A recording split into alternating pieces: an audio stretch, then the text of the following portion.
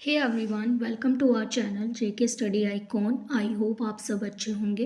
Indian polity की series हमने start की है हमारे चैनल पे JK Study Icon. Okay, and three topic we have already discuss in a very comprehensive way, which is making of the Indian constitution, its salient features and preamble.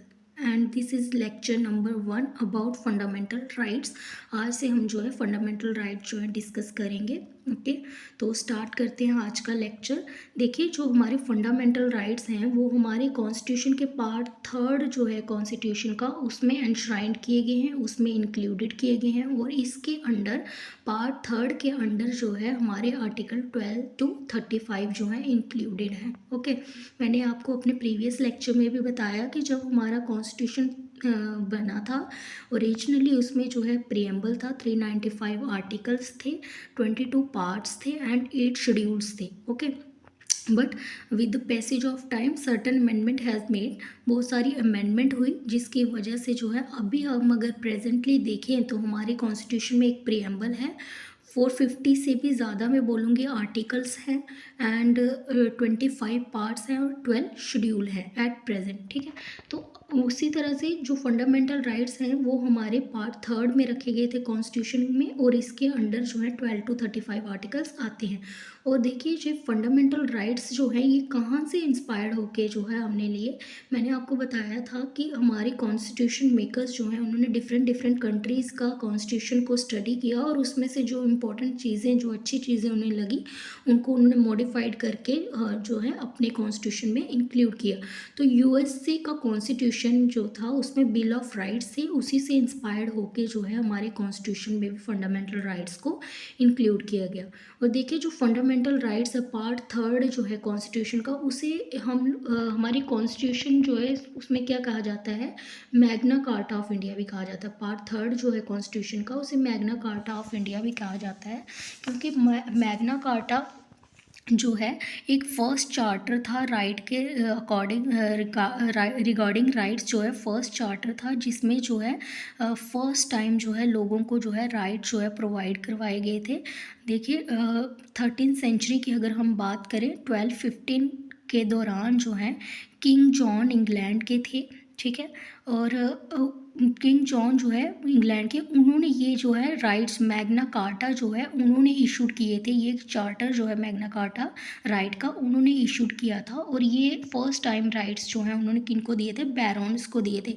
बैरॉन्स उस time पे आप मान सकते हो कि एक ऐसी क्लास जो हाईली रिच क्लास या लैंडलॉर्ड, उस टाइम पे पहले टाइम पे जो है मैक्सिमम लैंडलॉर्ड ही हुआ करते थे। तो आप लोग मानिए कि एक लैंडलॉर्ड की ऐसी एक सेक्शन थी, एक रिच पीपल्स का ऐसा ग्रुप था, ठीक है, जिन्होंने जो है किंग के अगेंस्ट जो है एजिटेशन करना स्टार्ट की कर दी, क्योंकि कहीं ना कहीं किंग जो है उन पे बहुत ही टैक्स जो है इम्पोज कर रहा था, हाईली टैक्स जो है इम्पोज कर रहा था, और भी बहुत सारी डिस्पोटिक रूल वहाँ पे हो रहे होंगे। तो जिसकी वजह से जो बैरॉन्स थे, जो ये सेक्शन थी, इन्होंने क्या कर दिया, राजा के अगेंस्ट जो है एजिटेशन करना स्टार्ट कर दी। और राजा ने जो है इसी प्रेशर में आके यही बैरॉन को खुश करने के लिए तो उनको कुछ राइट्स जो हैं वो प्रोवाइड कराए, जिसका नाम रखा गया मैग्ना कार्टा। तो इसीलिए जब भी कहीं पे राइट्स जो है मेंशन किए जाते हैं तो उसको मैग्ना कार्टा भी बोला जाता है, क्योंकि ये फर्स्ट डॉक्यूमेंट था ऐसा जिसमें जो है पीपल्स को जो है राइट्स दिए गए थे। ओके, ठीक है, समझ आया आपको यहाँ तक? सो आगे बढ़ते हैं। It contain a long and comprehensive list of justiciable fundamental rights. कह रहे हैं कि इसमें जो है ना, हम देखिए हमारे जो फंडामेंटल राइट्स है ना, ये बहुत ही ज़्यादा लॉन्ग है, बहुत ज़्यादा कॉम्प्रिहेंसिव। हमने जो यूएसए के बिल ऑफ राइट्स से इंस्पायर्ड होके जो है अपने अपने कॉन्स्टिट्यूशन में फंडामेंटल राइट्स को इंक्लूड किया, पर हमारा जो कॉन्स्टिट्यूशन में जो फंडामेंटल राइट्स है वो बहुत ही ज़्यादा कॉम्प्रिहेंसिव, बहुत ही लंबी लिस्ट आप देख रहे हैं। आर्टिकल 12 to 35 इसमें इंक्लूडेड है। जैसे जैसे हम स्टडी करेंगे आपको सच में लगेगा कि बहुत ज़्यादा जो है ये लेंथीस्ट टॉपिक है। तो देखिए कि ये क्या था, ये बहुत ही कॉम्प्रिहेंसिव और लॉन्ग लिस्ट थी। और justiciable fundamental right, justiciable fundamental rights का मतलब होता है कि अगर आपका राइट्स जो है वायलेट हो रहा है तो आप इसके लिए जो है फंडामेंटल राइट आपको एलो करते हैं कि आप कोर्ट में जा सकते हो और डायरेक्टली सुप्रीम कोर्ट में जाके जो है अपने इन्फोर्स जो है फंडामेंटल राइट्स जो है इन्फोर्स करवा सकता है एक इंसान, अगर उसका राइट्स जो है वायलेट हो रहा है। Okay. In fact, the fundamental rights in our constitution are more elaborate than those found in the constitution of any other country in the world, including the USA। कह रहे हैं कि सिर्फ USA का कॉन्स्टिट्यूशन से ही लॉन्ग और comprehensive नहीं है, वर्ल्ड के जितने भी कॉन्स्टिट्यूशन बने हैं जिनमें भी फंडामेंटल राइट्स इंक्लूडेड हैं, उन सब से जो है हमारी कंट्री का जो कॉन्स्टिट्यूशन में फंडामेंटल राइट है वो सबसे ज़्यादा कॉम्प्रिहेंसिव है, सबसे ज़्यादा जो है लंबे हैं, सबसे ज़्यादा जो है इलेबोरेट है। ओके, ठीक है। देखिए, the fundamental rights are granted by the constitution to all the person without any discrimination. They uphold the equality of all individual, dignity of the individual, large public interest and the unity of the nation. कह रहे देखिए, हमारे जो fundamental right जो हमें granted किए गए हैं ना, ये हर एक इंडिविजुअल को दिए गए, हर एक पर्सन को इक्वली दिए गए हैं। इनमें किसी तरह का कोई डिस्क्रिमिनेशन नहीं किया गया है। ये हर एक जो सिटीज़न है, जो इंडिया का जो सिटीज़न है, उसको इक्वली जो है ये राइट प्रोवाइड करवाए गए हैं। और ये जो हमारे राइट्स हैं ये क्या करते हैं, एक पर्सन की, एक इंडिविजुअल की इक्वालिटी को, उसकी डिग्निटी को, एक लार्ज पब्लिक इंटरेस्ट को, यूनिटी ऑफ द नेशन को क्या करते हैं, अपहोल्ड करके रखते हैं, उसको मेंटेन करके रखते हैं। ठीक है। The fundamental right are meant for promoting the idea of political democracy. Previous lecture में मैं डिस्कस कर चुकी हूँ, आपके पास सोशल जस्टिस हो गया, इकोनॉमिक जस्टिस हो गया, पर देखिए पॉलिटिकल जस्टिस क्या है। अब पॉलिटिकल जस्टिस का सिंपली मतलब देखिए आप लोग, जहाँ पे जो है पीपल जो हैं उनको अधिकार होता है गवर्नमेंट से पूछने का। अगर कोई भी लॉ एंड ऑर्डर्स, कोई भी लॉज या पॉलिसीज़ अगर हमारी गवर्नमेंट जो है बना रही है, तो उसमें जो है लोगों के पास अधिकार है, वो उसके बारे में उसको पूछ सकते हैं ना। ठीक है। और they prevent the establishment of authoritarian and despotic rule in the country and protect the liberties and freedom of the people against the invasion by the state. They operate as a limitation on the tyranny of the executive and arbitrary law of the legislature. In short, the aim at establishing government of law not and not of man. ठीक है। देखें, जो हमारे fundamental rights हैं ये क्या करते हैं, जो हमारा एक आइडियल है पॉलिटिकल डेमोक्रेसी का, उसको मेंटेन करके रखता है। और इसमें इसने सिंपल बोला है कि जो हमारा कॉन्स्टिट्यूशन था उसका सिंपली क्या एम था कि गवर्नमेंट, हमारी गवर्नमेंट ऑफ लॉ हो, ना कि नॉट ऑफ मैन हो। क्योंकि हमारी जो गवर्नमेंट है वो लॉ के अकॉर्डिंग जो है वो चले, ना कि कुछ लोगों का ग्रुप हो और वही हमारी कंट्री को जो है गवर्न करें। ठीक है। तो ये क्या बोलता था हमारा क्या बोलते हैं फंडामेंटल राइट्स। जो फॉर एग्ज़ाम्पल अभी आप ले लें, मैं आपको एग्ज़ाम्पल से समझाती हूँ। मान लीजिए जैसे अभी प्रेजेंट सिचुएशन चल रही थी, आपके फार्मर प्रोटेस्ट चल रहा था। ठीक है। उससे पहले भी 2020 में जो है 2020 में जो है फार्मर प्रोटेस्ट हुआ। गवर्नमेंट ने कुछ लॉज जो है, कुछ बिल जो है पास किए, तीनों बिल पास किए, लेकिन जो फार्मर्स के लिए किए थे, ठीक है, एमएसपी के रिलेटेड। ओके। तो उस टाइम पे क्या हुआ था, फार्मर्स ने जो है उन्होंने बिल तैयार कर दिया, लेकिन जो फार्मर की जो कंडीशन है उनको सेटिस्फाई नहीं किया। उन्होंने क्या कर दिया, गवर्नमेंट के अगेंस्ट जो है एजिटेशन करना स्टार्ट कर दिया, जिसकी वजह से क्या करना पड़ा, गवर्नमेंट को अपने वो तीनों बिल जो है वापस लेने पड़े। ठीक है। वही तीनों बिल जो है उनको वापस लेने पड़े थे। लेकिन अगर हमारा कॉन्स्टिट्यूशन हमें यही होती है एक पॉलिटिकल डेमोक्रेसी, यहाँ पे पीपल के पास अधिकार है, वो गवर्नमेंट को पूछ सकता है, वो गवर्नमेंट जो है अपने लॉज और ऑर्डर्स जो बनाएगी वो एक पर्सन पे जो है, अपने सिटीज़न पे जो है उसको थोप नहीं सकता है। ठीक है। अगर अगर पीपल्स को लग रहा है कि ये हमारे हित में नहीं है चीज़ें, तो वो उसके लिए गवर्नमेंट के अगेंस्ट जो है बोल सकता है गवर्नमेंट को। ठीक है। तो इसी को हम क्या बोलेंगे, पॉलिटिकल डेमोक्रेसी बोलेंगे। ओके। देखिए, the fundamental rights are named so because they are granted and protected by the constitution. और इनको फंडामेंटल क्यों कहा गया है, हमारे राइट्स जो है उनको फंडामेंटल ही क्यों कहा गया। फंडामेंटल का मतलब होता है जो बहुत ही असेंशियल हो, है ना, बहुत ही ज़रूरी हो इस किसी एक इंडिविजुअल के लिए, है ना। तो fundamental right in the sense they are the most essential for all round development. एक पर्सन के लिए बहुत बहुत ही ज़्यादा ज़रूरी है, ताकि उसकी पूरी तरह से जो है डेवलपमेंट हो सके, उसकी ऑलराउंड डेवलपमेंट हो सके, उसकी मटेरियल, इंटेलेक्चुअल, मोरल, स्पिरिचुअल, हर तरह से जो है उसकी जो है एक डेवलपमेंट हो सके। ठीक है। फॉर एग्जांपल अगर मैं आपको समझाऊं, एक एग्जांपल से समझाती हूँ। मान लीजिए एक पर्सन है, ठीक है। उसको जो है सभी काम जो हैं, फॉर एग्ज़ाम्पल आप किसी ऑफिस में जॉब कर रहे हो, ठीक है, आपका एक बॉस है, आप उसके अंडर काम कर रहे हो, ठीक है, आपको जो भी करना है सब कुछ जो है अपने बॉस के अंडर ही करना है, आपको कोई राइट्स नहीं है कि आप जो है अपना ब्रेन यूज़ कर सकें, अपनी जो आपके आपके अंदर जो टैलेंट है उसको शो कर सकें, अपने थॉट्स हो गए उसको एक्सप्रेस कर सकें।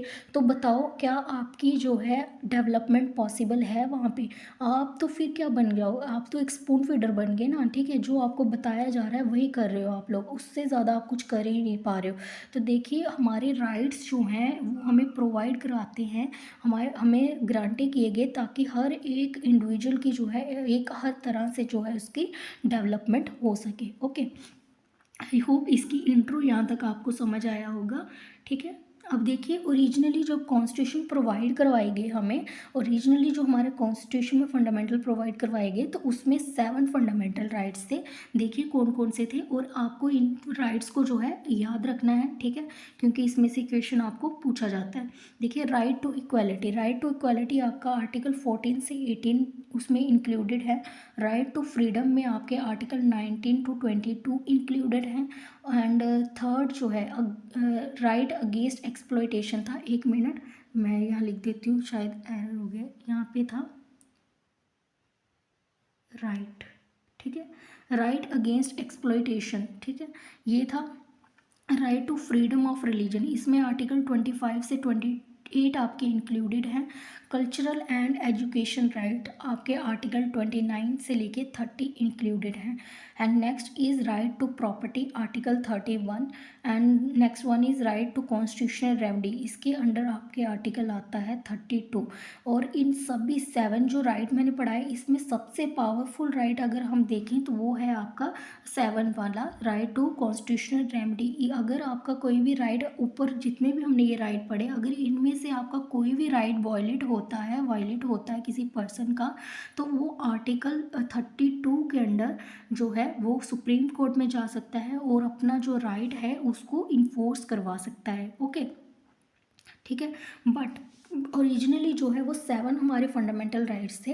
पर क्या हुआ, 44th अमेंडमेंट एक्ट हुआ 1978 में, तो उसमें क्या किया गया, ये जो राइट है हमारा 6(1) वाला राइट टू प्रॉपर्टी को फंडामेंटल राइट से डिलीट करके इसको जो है लीगल राइट बना दिया गया था, ठीक है। और इसको किस आर्टिकल में इंक्लूड किया गया, अंडर 300A में, आर्टिकल 300A में इसको इंक्लूड किया गया और पार्ट 12 ऑफ द कॉन्स्टिट्यूशन में इसको इंक्लूड कर दिया गया, ठीक है।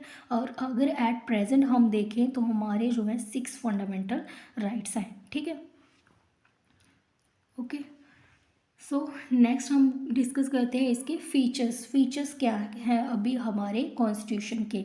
देखिए the fundamental rights are granted by the constitution are characterized by the following. First हम देखेंगे इसका characteristic, some of them available only to the citizen while the other are available to all person whether citizen foreigner और legal person like corporation और companies. कह रहा है कि जो फंडामेंटल राइट्स है ना, कुछ फंडामेंटल राइट्स ऐसे हैं जो सिर्फ सिटीजन्स के लिए है, सिर्फ और सिर्फ सिटीज़न को ही दिए गए हैं। पर कुछ अदर फंडामेंटल राइट, कुछ अदर ऐसे भी राइट्स हैं, कुछ ऐसे भी प्रोविज़न है फंडामेंटल राइट्स में जो एक फॉरेनर्स को भी जो है दिए गए हैं और लीगल पर्सन को भी दिए गए हैं और सिटीज़न को भी दिए गए हैं। जैसे और अगर लीगल पर्सन में आप देखोगे जैसे कोई कॉरपोरेशन हो गया, कुछ कंपनीज होगी, ठीक है, उनको भी जो है सेम राइट्स जो हैं दिए गए हैं। अब अगर एग्जांपल में हम देखें कि कौन सा ऐसा राइट है सिर्फ सिटीज़न को है, एक एग्जांपल ले लेते हैं कि कौन सा, some of them are available only to citizen, ऐसे कौन से राइट हैं जो सिर्फ सिटीजन को ही दिए गए हैं। अगर राइट टू इक्वालिटी अगर हम देखें तो उसमें अगर मैं आर्टिकल आपका 16 स्टडी करूं, आर्टिकल 16 हमें अगर मैं उसका देखूं तो वो है इक्वालिटी ऑफ अपॉर्चुनिटी। आर्टिकल 16 कहता है इक्वालिटी ऑफ अपॉर्चुनिटी। ये राइट्स जो है ना, ये राइट्स सिर्फ आपके सिटीजन को है। इक्वालिटी ऑफ अपॉर्चुनिटी का मतलब हो गया कि जो भी गवर्नमेंट जॉब्स हैं इंडिया की, हमारी कंट्री की जो भी गवर्नमेंट जॉब्स हैं वो सिर्फ सिटीजन्स के लिए हैं। अगर ऐसा नहीं हो सकता कि कोई फॉरेनर आ जाए, मान लो कोई यूएसए का कल को कोई इंसान आ जाए हमारी कंट्री में और बोले कि मैं जो है वो इस बात के लिए क्लेम नहीं कर सकता कि मैं जो है यहाँ पे आया हूँ और मैं इस जॉब के लिए क्या हूँ, एलिजिबल हूँ। हमारी कंट्री में जो भी गवर्नमेंट जॉब है वो सिर्फ इंडिया के सिटीजन्स के लिए ही है, ना कि फॉरनर्स के लिए, ठीक है। तो ये राइट्स जो है सिर्फ सिटीजन के लिए। अब देखिए, अब बोल रहा है कि while other are available to all person, बाकी जो राइट्स हैं वो और लोगों को भी दिए गए हैं, जैसे सिटीजन हो गए, फॉरनर्स हो गए या लीगल पर्सन हो गए। अब फॉर एग्जांपल अगर मैं आर्टिकल्स 14 ले लूँ, ठीक है, राइट टू इक्वालिटी में अगर आर्टिकल मैं 14 ले लूँ तो ये बोलता है equality before law and equal protection of law. अब इसका मैं लूँगी इक्वालिटी बिफोर लॉ, ठीक है। इक्वालिटी बिफोर लॉ का मतलब होता है कि कानून के नज़र में सब एक जैसे हैं, ठीक है। मान लो कि कोई फॉरनर्स आए हमारी कंट्री में, आप देखिए फॉरनर्स आते रहते हैं, ट्रैवलर्स आते रहते हैं हमारी कंट्री में घूमने, ठीक है, देखने के लिए। तो मान लीजिए कोई फॉरेनर हमारी कंट्री में आया और आप देखते हैं ना फॉरेनर के पास कैमराज होते हैं, बड़े अच्छे अच्छे कैमरा होते हैं उनके पास, वो पिक्चर्स जो है अच्छी मेमोरेबल चीज़ें जो होती हैं वो क्लिक कर लेते हैं, है ना। तो मान लीजिए एक फॉरेनर के पास कैमरा था और वो उसका कैमरा जो है कहीं खो गया, ठीक है। तो अगर वो उसकी कंप्लेन जो है पुलिस स्टेशन में जाके करवाता है तो पुलिस स्टेशन वाले एक पुलिस वाले उसको ये नहीं कह सकते कि तुम फॉरेनर हो, हम तुम्हारी कंप्लेन जो है वो नहीं ले सकते हैं, ठीक है। ये इक्वालिटी बिफोर लॉ जो है ये हमारे फॉरेनर्स के लिए भी है, सिटीज़न के लिए है, लीगल पर्सन के लिए भी है। ओके, अभी आपको आई थिंक समझ आया होगा। एक और एग्जांपल लेते हैं। मान लीजिए कोई फॉरेनर था, उसने आके कोई इंडिया में क्राइम कर लिया, तो ऐसा नहीं है कि हमारी गवर्नमेंट जो पुलिस जो है उसको जो है ऑफेंस नहीं मानेगी, उसको क्रिमिनल नहीं मानेगी, उसके लिए उसको पनिश नहीं करेगी, ठीक है। उसको अपनी कस्टडी में नहीं लेगी, ऐसा नहीं कहेगी कि नहीं ये तो फॉरेनर है, इसने अगर कर भी दिया तो हम इसे अपनी कस्टडी में नहीं ले सकते। और यहाँ पे जो है इक्वल है, लॉ जो है सबके लिए इक्वल है, चाहे वो फॉरेनर हो, चाहे सिटीजन हो, चाहे लीगल पर्सन हो, सेम पनिशमेंट जो है दोनों को दी जाएगी। आई होप आपको फर्स्ट वाला पॉइंट समझ आया होगा। देखिए नेक्स्ट वन क्या है, they are not absolute but qualified, the state can impose reasonable restriction on them, ठीक है। इसका क्या मतलब हो गया, they are not absolute but qualified. देखिए जो हमारे फंडामेंटल राइट्स हैं ना, इनके लिए हम ब्लाइंडली क्लेम नहीं कर सकते हैं, है ना। इसके ऊपर गवर्नमेंट ने जो है, स्टेट ने जो है कुछ रीजनेबल रिस्ट्रिक्शन भी लगाई हैं, है ना। तो फॉर एग्जांपल जो है आप लगा लीजिए, जैसे मैं एग्जांपल देती हूँ आपको, कोविड के टाइम पे जो है आपको कोविड के टाइम पे लॉकडाउन जो है चल रहे थे, ठीक है। तो लॉकडाउन में कोई पर्सन अगर बाहर जाता तो वो ये नहीं क्लेम कर सकता था, अगर उसे कोई पूछता, पुलिस पूछती, तो अब वो ये क्लेम नहीं कर सकता कि मेरे पास तो राइट टू मूवमेंट है, ठीक है ना, मेरे पास मूव होने का, कहीं भी मूव हो जाऊँ मैं, इसका मेरे पास राइट है, क्योंकि आर्टिकल 19 हमें कहते हैं फ्रीडम टू मूव फ्रीली, ठीक है। फ्रीडम टू मूव फ्रीली का हमें राइट देता है कि हम कहीं भी आ जा सकते हैं। तो वो इस आर्टिकल के अंडर जो है क्लेम नहीं कर सकता कि मुझे तो कहीं भी आने जाने का अधिकार है, ठीक है। तो इसलिए, ठीक है, तो गवर्नमेंट ने वो क्यों लगाई है, रिस्ट्रिक्शन क्यों लगाई है, क्योंकि उस टाइम कोविड था, अगर आप बाहर निकल रहे हो तो आपकी जो है आपकी हेल्थ को उससे इफ़ेक्ट हो सकता था, आपकी हेल्थ पे जो आपको भी कोविड हो सकता था, जहाँ अगर आप संक्रमित हो कोविड से तो आपके साथ मिलने जुलने वाले लोग जो हैं वो भी संक्रमित हो सकते थे। तो गवर्नमेंट ने कुछ रीज़नेबल रिस्ट्रिक्शन लगाई थी, स्टेट ने जो है रिस्ट्रिक्शन लगा दी थी कोविड के टाइम पे, ताकि ये जो प्रॉब्लम है ये, और ये जो कोविड है और ज़्यादा स्प्रेड ना हो। उस टाइम पे जो है अगर कोई पर्सन इस बात का क्लेम करता था कि ये तो मेरा राइट है, मैं कहीं भी मूव करूँ, तो ये जो है ये हमारे जो है लॉ के अंडर जो है नहीं आता था। ओके, ठीक है। और ये जो रीज़नेबल रिस्ट्रिक्शन जो स्टेट लगाती है ये वैलिड है या नहीं है, रीज़नेबल है या नहीं है, इसको कौन डिसाइड करता है, इसको डिसाइड करती है कोर्ट। और ये रीज़नेबल रिस्ट्रिक्शन क्यों लगाई जाती हैं, ताकि एक बैलेंस मेंटेन रहे, एक जो पर्सन इंजॉय कर रहा है, अपनी लिबर्टी इंजॉय कर रहा है इसमें, और एक सोसाइटी के बीच में जो है एक बैलेंस मेंटेन रहे आपके साथ। आप तो अपनी लिबर्टी अगर इंजॉय कर रहे हो तो ऐसा ना हो कि आपकी लिबर्टी इंजॉय करने से किसी दूसरे पर्सन को क्या हो रहा है, हार्म हो रहा है, ठीक है। तो इसलिए जो है स्टेट ने जो है कुछ रीजनेबल लिबर्टी तो हमें दी है, फ्रीडम्स तो हमें दी हैं, राइट्स तो हमें दी हैं, पर उस पर कुछ जो है रीजनेबल रिस्ट्रिक्शन भी जो है इम्पोज किए हुए हैं, ठीक है। तो ये था आपका सेकेंड फीचर। आई होप यहाँ आपको समझ आया होगा। मैंने एग्जाम्पल से आपको समझा रही हूँ ताकि आपको चीज़ें जो है बोले ना इनका अच्छे से मतलब समझ आए। अब देखिए, some of them are negative in character, that is place limitation on the authority of the state, while other are positive in nature, conferring certain privileges on the person. ठीक है, अब देखिए हमारे जो राइट्स है ना, ये कुछ जो है नेगेटिव करेक्टर के हैं और कुछ जो है पॉजिटिव करेक्टर के भी हैं। नेगेटिव करेक्टर में अगर हम देखें तो ये क्या है, गवर्नमेंट को रोकता है ना। गवर्नमेंट जो है कोई भी ऐसा लॉ नहीं बना सकती, ऐसी पॉलिसीज़ नहीं बना सकती, ठीक है, कि जिससे जो है एक सिटीज़न को जो है सेटिस्फेक्शन ना हो, एक सिटीज़न जो है उससे सेटिस्फाइड ना हो, उससे उसको हार्म हो रहा हो। स्टेट जो है अपने गवर्नमेंट जो है, स्टेट जो है वो ऐसे लॉज एंड ऑर्डर नहीं किसी भी सिटीज़न पे जो है थोप नहीं सकते, तो ये हम मानेंगे इसको नेगेटिव कैरेक्टर का है। पर उसके दूसरी तरफ ये बहुत सारे जो है हमारी फंडामेंटल राइट्स में बहुत सारे जो है कुछ प्रिविलेजेस भी जो है पर्सन को दिए गए हैं, ठीक है, जो क्या शो करते हैं, ये पॉजिटिव करेक्टर को जो है दर्शाते हैं। ठीक है, नेक्स्ट फोर्थ पॉइंट देखिए, they are justiciable, allowing person to move the court for the enforcement if and when they are violated. ये मैं आगे ही आपसे बोल चुकी हूँ कि ये जस्टिसेबल हैं। जस्टिसेबल का मतलब होता है कि अगर आपका राइट जो है वायलेट हो रहा है तो आप डायरेक्टली जो है कोर्ट में जा सकते हैं और अपने जो फंडामेंटल राइट जो आपका वायलेट हुआ है उसको इन्फोर्स करवा सकते हैं। ठीक है, ओके। एंड फिफ्थ देखिए, they are defended and granted by the supreme court, hence the aggrieved person can directly go to the supreme court. ये मैं आपसे डिस्कस कर चुकी हूँ, यही था इसका मतलब कि ये डिफेंड करता है, ग्रांटेड किए जाते हैं सुप्रीम कोर्ट के द्वारा। ठीक है, अगर कोई भी पर्सन की अगर फंडामेंटल राइट वायलेट होता है तो वो डायरेक्टली जो है सुप्रीम कोर्ट में जा सकता है।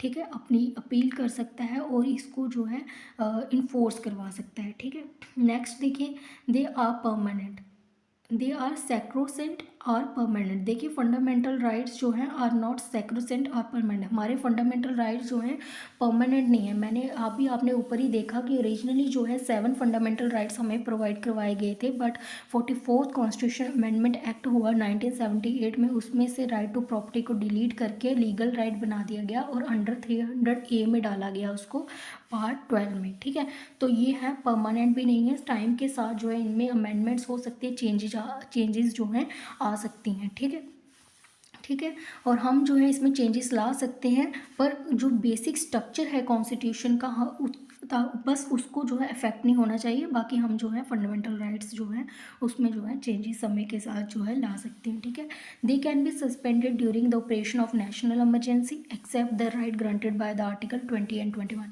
और जो ये फंडामेंटल राइट्स हैं इनको सस्पेंड कर दिया जाता है। ठीक है, कब सस्पेंड किया जाता है, जब कोई नेशनल इमरजेंसी हो जाती है स्टेट में।